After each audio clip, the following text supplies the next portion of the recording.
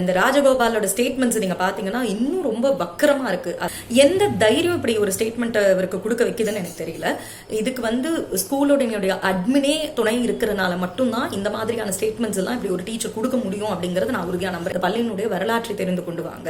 இது அவர்களால மட்டுமே உருவாக்கப்பட்ட பள்ளி அப்படிங்கறதுலாம் கிடையாது. 1958 நுங்கம்பாக்கத்துல பெண்கள் மணமகள் மன்றம் அப்படின்னு ஒண்ணு இருந்திருக்கு.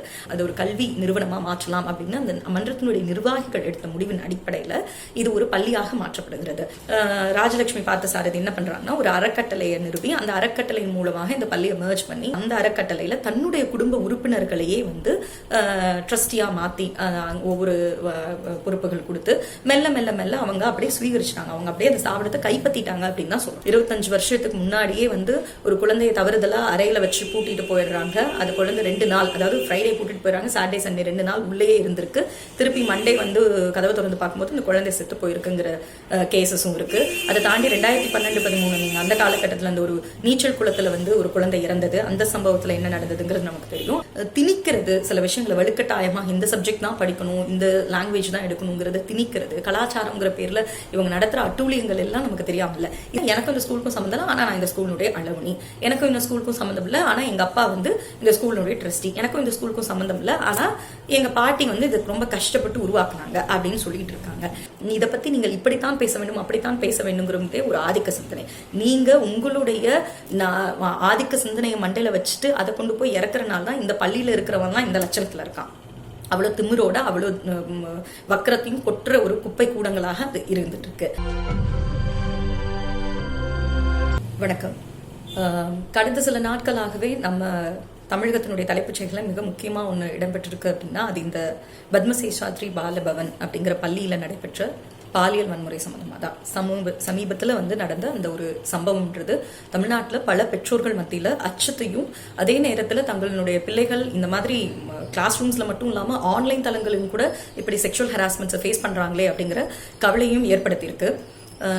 அந்த அடிப்படையில் இந்த ராஜகோபால் அப்படிங்கிற அந்த ஆசிரியர் ஒரு மாணவின்னு இல்லை, பல மாணவிகள் கிட்ட இந்த ஆன்லைன் கிளாஸஸ்ல அரைகுறை ஆடைகளோட, அதாவது அரை நிர்வாணத்தோட நிற்கிறதும், பாலியல் வக்கரத்தோட பல்வேறு செய்திகளை வாட்ஸ்அப்லையும் இல்லை வேற சில மோட்ஸ் ஆஃப் கம்யூனிகேஷன்ஸ்ல அனுப்புறதும், அந்த மாணவிகள் கிட்ட பேசுறதும் நடந்திருக்குங்கிறது பல்வேறு மாணவிகளும் இன்னைக்கு ஒருத்தர் வெளியே கொண்டு வந்திருக்காங்க.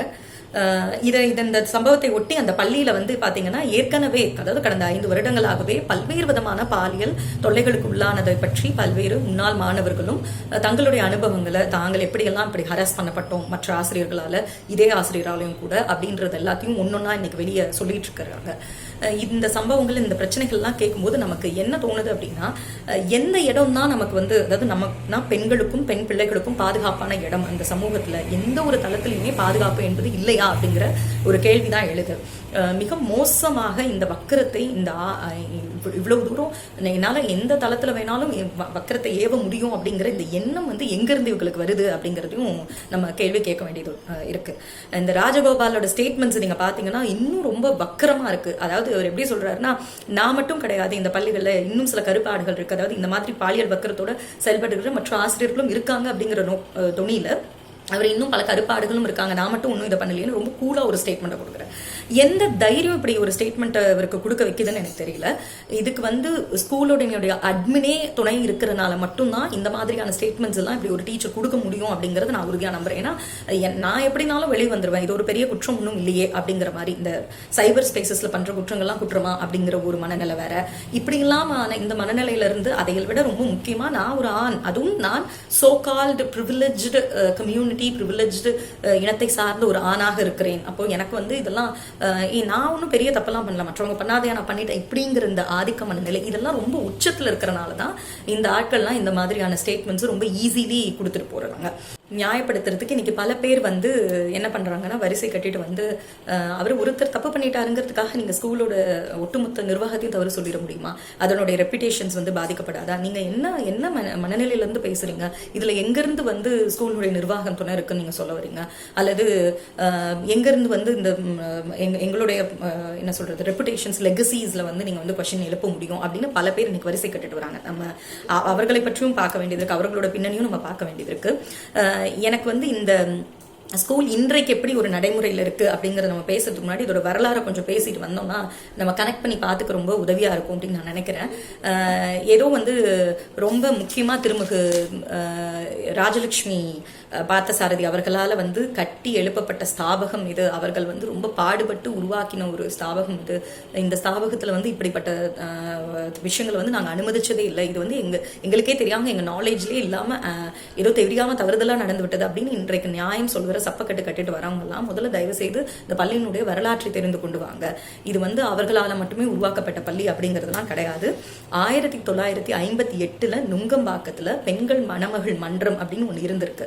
அந்த அமைப்பின் சார்பில் இந்த மணமகள் மன்றத்தை விரிவாக்கணும், இதை ஒரு பெரிய ஸ்தாபனமாக கொண்டு வரணும், அது ஒரு கல்வி நிறுவனமாக மாற்றலாம் அப்படின்னு அந்த மன்றத்தினுடைய நிர்வாகிகள் எடுத்த முடிவின் அடிப்படையில் இது ஒரு பள்ளியாக மாற்றப்படுகிறது. அந்த மன்றத்தினுடைய நிர்வாகியில் ஒருத்தராக இருந்தவங்க தான் ராஜலட்சுமி பார்த்தசாரதி. அவங்க அந்த ஸ்கூல்ல ஆரம்ப காலகட்டங்கள் ஆசிரியராகவும் இருந்திருக்கிறார்கள். இதுல பல்வேறு உறுப்பினர்கள் இருக்காங்க. 13 மாணவர்களை கொண்டு முதல்ல துவங்கப்பட்ட ஒரு பள்ளியாகத்தான் இது இருந்திருக்கிறது. இந்நாட்களில் இட நெருக்கடி காரணமாகவும் இதை இன்னும் விரிவுபடுத்த வேண்டும் அப்படிங்கிற நோக்கத்தோடையும் அன்றைக்கு 1962 முதல்வராக இருந்த திருமிகு காமராஜ் ஐயா அவர்கள்கிட்ட வந்து ஒரு கோரிக்கை வைக்கப்படுகிறது. காமராஜர் அவர்கள் வந்து ஒரு கல்விக்காக, அதுவும் ஒரு எல்லா தரப்பினுடைய மாணவர்களுக்கும் இந்த கல்வி வந்து போய் சேரணும், பயன்பெறணும் அப்படிங்கிறதுக்காக அவர்களும் வந்து இந்த பள்ளிக்கு வந்து பாலபவன் செகண்டரி ஸ்கூல், அதாவது பாலபவன் செகண்டரி பள்ளி அப்படிங்கிறதுல அடிக்கல் நாட்டி இந்த பள்ளியை வந்து விரிவுபடுத்துறாங்க. அப்போ ஒரு பொதுப்பள்ளியாக, அதுவும் அனைத்து தரப்பு மாணவர்களுக்கும் கல்வி போய் சேரணுங்கிற ஒரு நல்ல நோக்கத்தோட ஒரு பொதுப்பள்ளியாகத்தான் இதை விரிவுபடுத்துறாங்க. பின்னாட்கள்ல எகைன் இவங்க வந்து பல்வேறு காரணங்களை காட்டிட்டு ராஜலட்சுமி பார்த்தசாரதி என்ன பண்றாங்கன்னா ஒரு அறக்கட்டளையை நிறுவி அந்த அறக்கட்டளையின் மூலமாக இந்த பள்ளியை மர்ஜ் பண்ணி அவங்க வந்து கொஞ்சம் கொஞ்சமா இதுக்கு இடம் பத்தல, அதனால நாங்கள் KK நகர்ல வந்து வேற ஒரு இடத்துல இதை ஸ்டார்ட் பண்றோம் அப்படின்னு சொல்லி அப்புறம் அந்த அறக்கட்டளையில தன்னுடைய குடும்ப உறுப்பினர்களையே வந்து ட்ரஸ்டியா மாத்தி ஒவ்வொரு பொறுப்புகள் கொடுத்து மெல்ல மெல்ல மெல்ல அவங்க அப்படியே சுவீகரிச்சிட்டாங்க. அவங்க அப்படியே அந்த ஸ்தாபனத்தை கைப்பற்றிட்டாங்க அப்படின்னு தான் சொல்லணும். கைப்பற்றினதுக்கு அப்புறம் தான் இவங்க இதை CBSE பள்ளியா மாத்துறாங்க. அது பல பிரான்ச்சஸ் விரிவுபடுத்துறாங்க. இன்றைக்கு இந்த பள்ளியில கிட்டத்தட்ட ஏறக்குறைய 12,000 மாணவர்கள் படிக்கிற பள்ளியாக இது விரிஞ்சிருக்கு. இப்போ இந்த சூழல்ல இந்த பள்ளிக்கு இன்னைக்கு வந்து ஒரு ஸ்டேட்டஸ் கோ வந்து இன்னைக்கு எப்படிலாம் அந்த பள்ளியில பாக்குறாங்க, எப்படி அட்மிஷனே போடுறாங்க அப்படின்னா, நீங்க கண்டிப்பாக தமிழ் அல்லாமல் இங்கிலீஷ், ஆங்கிலம், அதாவது இங்கிலீஷ் இல்லாத இன்னொரு மொழி, அதாவது ஹிந்தியோ அல்லது சான்ஸ்கிரிட்டோ வேற ஒரு மொழியோ நீங்க தெரிஞ்சவராக இருக்கணும் அப்படிங்கிறது ஒரு முக்கியமான பேராமீட்டரா இருக்கு இதுக்கு அட்மிஷனுக்கே. அது நீங்க கண்டிப்பா தமிழ்ல பேசக்கூடாது. ஸ்கூலோட கேம்பஸஸ்ல இங்கிலீஷ்ல தான் பேசணும், இது ஹிந்தியில பேசிக்கலாம் நீங்க அப்படிங்கிறது ஒண்ணு. அதுக்கப்புறம் நீங்க வந்து கட்டாயமா பேரண்ட்ஸ் படிச்சிருக்கணும், இவ்வளவு வருமான வரம்பு இருந்திருக்கணும், அவங்களுக்கு கார் வச்சிருக்கணும், பணக்காரங்களா இருக்கணும், எந்த லொகேஷன் எந்த ஏரியால இருந்து நீங்க படிக்க வரீங்க அப்படிங்கிறது. அப்புறம் வந்து வலுக்கட்டாயமாக நன்கொடைகளும் வாங்குறது, அந்த நன்கொடைகள் பல லட்சங்கள்ல, இப்படின்னு பல்வேறு விஷயங்களை இவங்க வந்து அதை வந்து ஒரு கல்வி வழங்குற நிறுவனமாக மட்டும் அல்லாமல் அது ஒரு பிசினஸ் கூடாரமா அது வந்து கிட்டத்தட்ட வந்து சேலிங், நாங்கள் வந்து எஜுகேஷன் சேல் பண்ணுறோங்கிற ஒரு இதில் ஒரு கடைசரக்காக விற்கிற ஒரு நோக்கத்தில் தான் இவங்க வந்து இந்த மாதிரியான பல்வேறு பேராமீட்டர்ஸ் வச்சு அட்மிஷனே போட்டுறாங்க. ஸோ இந்த ஸ்கூலினுடைய அட்மினை பற்றி நம்ம புரிஞ்சுக்கிறதுக்கு இந்த விஷயங்களை அலசி ஆராய்ஞ்சாலே போதும். அப்போ இவங்க எப்படி ரொம்ப தீவிரமான கண்காணிப்புகளுக்குள்ள இருப்பாங்க, பள்ளியினுடைய குழந்தைகளுடைய கல்வியை பற்றி அக்கறை, அவர்களுடைய கல்வி தரம் எப்படி இருக்கிறது அதை பற்றி, அப்புறம் எப்படி ஆசிரியர் மாணவர்கள் உறவு இருக்கிறது, அது அந்த கல்வி கொண்டு போய் சேர்க்கறதுல அல்லது ஆசிரியர்கள் மாணவர்கள்கிட்ட பாடம் நடத்துறதுல முறையாக நடந்துக்கிறாங்களா அப்படிங்கிறத பற்றிலாம் இவங்களுக்கு என்ன அக்கறை இருக்கும், எதுவுமே இருக்காது. இவங்களுடைய நோக்கம் மணி தான். அதை வந்து ஒரு பிஸ்னஸாக சேல் பண்ணி இவங்க வந்து ப்ராஃபிட்டை பார்க்கணும், லாபம் சம்பாதிக்கணுங்கிறது தான் இருந்திருக்கு. இதெல்லாம் தெரியாத ஆட்கள் ஒன்றும் நம்ம கிடையாது. தயவு செய்து நாங்கள் அவ்வளவு முட்டாள்னு முடிவு பண்ணிடுறோம் இந்த நிர்வாகத்துக்கு சப்போர்ட் பண்றவங்கன்றது கேட்டுக்கிறேன். அதோட சேர்த்து நமக்கு இன்னும் சில வரலாறுகள் என்ன சொல்லுது, 25 வருஷத்துக்கு முன்னாடியே வந்து ஒரு குழந்தையை தவறுதலா அறையில வச்சு பூட்டிட்டு போயிடுறாங்க. அது குழந்தை 2 நாள், அதாவது ஃப்ரைடே பூட்டிட்டு போயிடுறாங்க, சாட்டர்டே சண்டே 2 நாள் உள்ளே இருந்திருக்கு. திருப்பி மண்டே வந்து கதவை திறந்து பார்க்கும்போது இந்த குழந்தை செத்து போயிருக்குங்கிற கேசஸும் இருக்கு. அதை தாண்டி 2012-13 நீங்க அந்த காலகட்டத்தில் அந்த ஒரு நீச்சல் குளத்துல வந்து ஒரு குழந்தை இறந்தது, அந்த சம்பவத்துல என்ன நடந்ததுங்கிறது நமக்கு தெரியும். அதை எப்படி அவங்க மூடி மறைச்சாங்க, அதை எப்படி அந்த நிர்வாகம் ரொம்ப அலட்சியமாக கிட்டத்தட்ட அந்த உயிர் பலியை பத்தின ஒரு அக்கறை கூட இல்லாமல் இருந்தது அப்படிங்கிறதையும் நமக்கு தெரியும். அந்த கேசஸும் இன்னும் இருக்கு. அதை தாண்டி நீங்க இந்த மாதிரி பல்வேறு விஷயங்கள் வந்து நடந்த ஒரு பள்ளி தான். அதாவது உயிர் பலி நடக்கிறது, அப்புறம் பல்வேறு விதமான அலட்சிய போக்குகளை வந்து கடைபிடிக்கிறது, திணிக்கிறது, சில விஷயங்களை வலுக்கட்டாயமா இந்த சப்ஜெக்ட் தான் படிக்கணும், இந்த லாங்குவேஜ் தான் எடுக்கணுங்கிறத திணிக்கிறது, கலாச்சாரங்கிற பேர்ல இவங்க நடத்துற அட்டூழியங்கள் எல்லாம் நமக்கு தெரியாமல. இதற்காக பல்வேறு அமைப்புகளும், இந்திய மாணவர் சங்கம், இந்திய ஜனநாயக வாலிபர் சங்கம் உட்பட பல்வேறு அமைப்புகளும் தொடர்ச்சியாக இந்த கல்வி நிறுவனத்துல நடக்கிற அநீதிகளுக்கு எதிரான போராட்டங்களை வந்து அந்தந்த காலகட்டங்களில் நடத்திட்டு தான் இருந்திருக்காங்க. அப்படி இருந்தும் கூட இவர்களுக்கெல்லாம் என்னன்னா, நாங்க வந்து அதான் சோகால்டு அவங்களுக்கு வந்து இந்த ப்ரிவிலேஜ் மைண்ட் செட் இருக்கிறதுனால நாங்க என்ன பண்ணாலும் நாங்க எங்க இஷ்டம் போலதான் இருப்போம், எங்களுக்கு வந்து எங்களை கேள்வி கேட்கறதுக்கெல்லாம் யாரும் கிடையாது அப்படிங்கிற எண்ணத்தோட தான் இருக்காங்க. இதுல வந்து சமீபத்துல வந்து அடிபடுற ஒரு பேர் நமக்கு எல்லாத்துக்குமே தெரியும், திருமிகு மதுவந்தி அவர்கள்.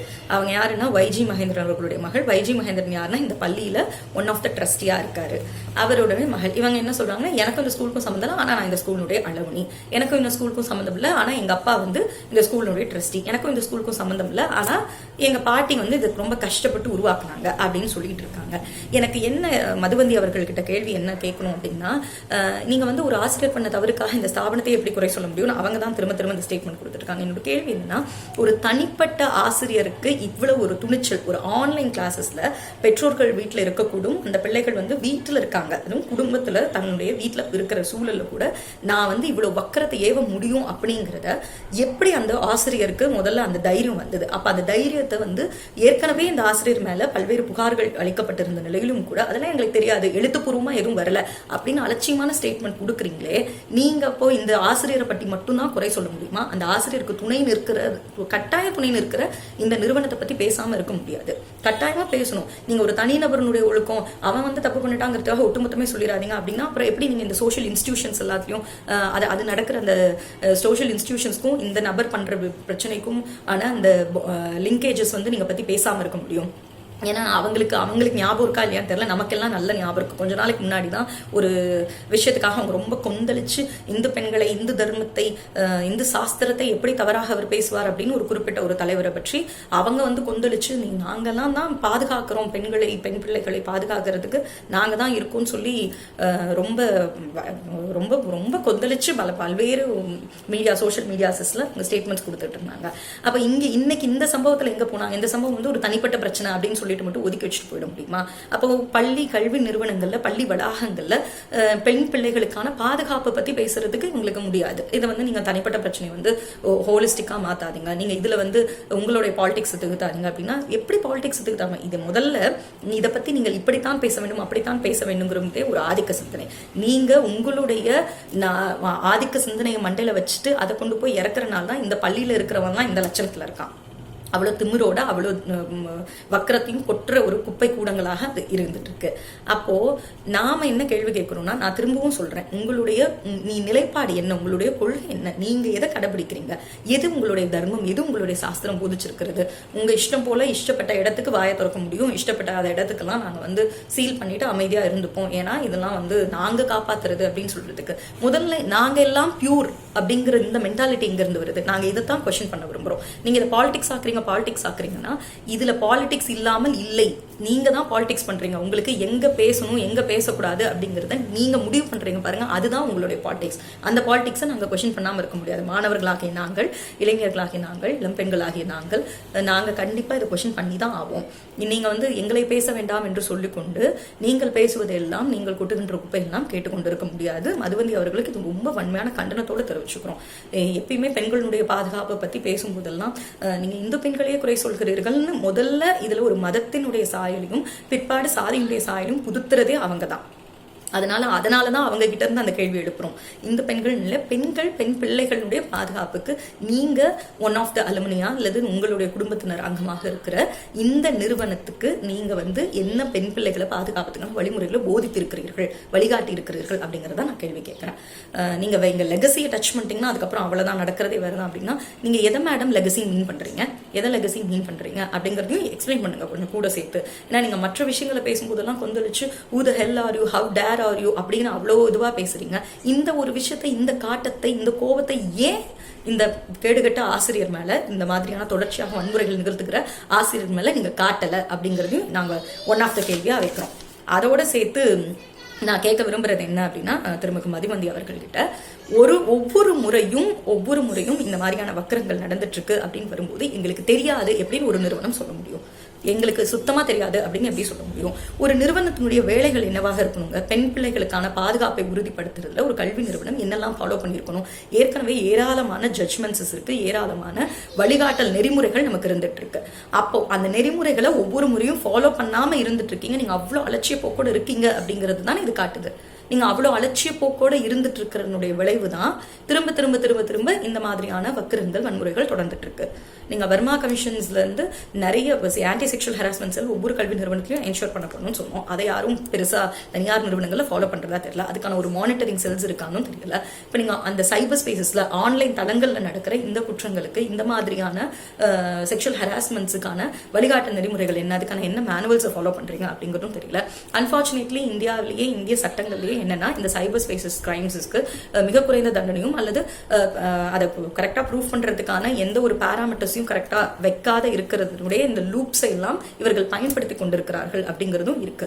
நாம ரொம்ப ஆழமா பேச வேண்டியது அடுத்தடுத்த கட்டங்கள்ல. ஏன்னா இன்னைக்கு வேற வழி இல்லாமல் இந்த லாக்டவுன் பீரியட்ல நம்ம டிஜிட்டல் ஸ்பேசஸ்ல தான் அதிகம் பயன்படுத்துறதுனால நாம இந்த சைபர் ஸ்பேசஸ்ல நடக்கிற கிரைம்ஸை பத்தி இந்த செக்ஷுவல் ஹராஸ்மெண்ட்ஸ் பத்தி நம்ம அதிகமா பேசியே ஆகணும் அப்படிங்கிறதும் நாம உறுதியா எடுத்துக்கணும். இதோட நம்ம சொல்லிக்க விரும்புறது என்ன அப்படின்னா, இன்னைக்கு இருக்க இந்த லாக்டவுன் பீரியட்ல, அதாவது பேரிடர் காலத்துல ஆன்லைன் தளங்களை பயன்படுத்தி மட்டும்தான் மாணவர்கள் கல்வியை கற்க வேண்டிய சூழல் ஏற்பட்டிருக்கு. நியூ நார்மல் ஸ்பேசஸ்ல நாளைக்கு ஃபியூச்சர் எப்படி இருக்கும் அப்படிங்கறத பத்தி நமக்கு தெரியல என்றாலும் கூட இப்ப இருக்கிற இந்த சூழல்ல ஆன்லைன் தளங்களை பயன்படுத்தி மாணவர்கள் கல்வி கற்க இந்த சூழல்ல கட்டாயமாக ஆன்லைன் தளங்கள்ல நடைபெறக்கூடிய இந்த மாதிரி பாலியல் தொல்லைகளுக்கு ஒரு தீவிரமான கண்காணிப்பை ஏற்படுத்த வேண்டியது அரசாங்கத்தினுடைய கடமையா இருக்குது. அது டிஜிட்டல் பிளாட்ஃபார்ம்ஸ்ல சைபர் செக்யூரிட்டி என்ஷோர் பண்ண வேண்டியது மிக முக்கியமான அரசினுடைய கடமை. நமக்கு அதற்கான போதிய சட்டங்களும் போலிய வழிகாட்டுதல்களும் இன்னும் இந்திய அரசாங்கத்தால் கூட உருவாக்கப்படலை அப்படின்னாலும் கூட இந்த சம்பவத்தை ஒரு அடிப்படையாக வைத்துக்கொண்டு அரசாங்கங்கள் அதை உருவாக்க வேண்டும் அப்படிங்கிற ஒரு கோரிக்கையும் மாணவர் அமைப்புகளின் சார்பாகவும் சரி, இளைஞர் அமைப்புகளின் சார்பாகவும் சரி, நான் ஒரு ஆராய்ச்சி மாணவிங்கிற அடிப்படையிலையும் கூட நாங்கள் இதை தெரிவிச்சுக்க விரும்புகிறோம். அதோட சேர்த்து என்ன அப்படின்னா, நம்ம சைபர் ஸ்பேசஸ்ல நடக்கிற குற்றங்களுக்கான தண்டனைகள் அல்லது இந்த குற்றங்களை எப்படி வகைப்படுத்துறாங்க அப்படிங்கிறதையும் தீவிரமான ஆய்வுக்கு உட்படுத்த வேண்டும். ஏனென்றால் இது ஒரு குறைந்தபட்ச தண்டனையாக உள்ளது, அவ்வளவு சீரியஸான ஒரு கிரைம் கிடையாதே அப்படிங்கிற ஒரு போக்கிலையும் அணுகுகிற சூழலை நம்ம பார்க்குறோம். அப்படி அணுகி விடக்கூடாது அப்படிங்கிறதுக்கான ஒரு எச்சரிக்கையாகத்தான் நம்ம மீண்டும் இதற்கு ஒரு காத்திரமான நடவடிக்கைகள் எடுக்கணும் அப்படின்னு கேட்டுக்கிறோம். அதோட நல்ல ஒரு முடிவாக இந்த மாதிரியான பள்ளிகளை அரசாங்கம் ஏற்று நடத்த வேண்டிய அரசாங்கங்கள் நாங்கள் எடுத்து நடத்துகிறோம். அப்போதான் சீரியஸாக இந்த நடைபெறுற மற்ற குற்றங்களும் ஃபினான்ஷியல் கிரைம்ஸாக இருக்கலாம், ஃபீஸ் சம்மந்தப்பட்ட பிரச்சனைகள், நிர்வாக கோளாறுகளாக இருக்கலாம், இது எல்லாத்தையும் நாங்கள் சரிப்படுத்துவதற்கு எங்களுக்கு அது ஒரு வாய்ப்பாக இருக்கும். ஸோ நாங்கள் ஏற்று நடக்கிறோம். இப்போ மாநில அரசோட மத்திய அரசும் ஒத்துழைக்க வேண்டும் அப்படிங்கிறது மிக முக்கியமான ஒரு நடவடிக்கை. அதை வரவேற்கிறோம். அந்த நடவடிக்கையை அமல்படுத்த இரண்டு அரசாங்கங்களுமே ஒன்றிணைந்து செயல்படணும் அப்படிங்கிறதையும் ஒரு கோரிக்கையாக எழுப்புகிறோம். நம்ம இந்த டிஜிட்டல் பிளாட்ஃபார்ம்ஸ்ல இன்னும் என்ன மாதிரியான செக்யூரிட்டிஸை மேம்படுத்துறதுக்கான நடவடிக்கைகளை எவ்வளவு சீக்கிரம் எடுக்க முடியுமோ அவ்வளவு சீக்கிரம் என்ஷோர் பண்ணணும் before the students are affecting டீனியர்ஸ்லி அப்படிங்கிறத மீண்டும் ஒரு முறை அழுத்தமாக சொல்லிக்கொண்டு நிறைவு செய்கிறேன். நன்றி, வணக்கம்.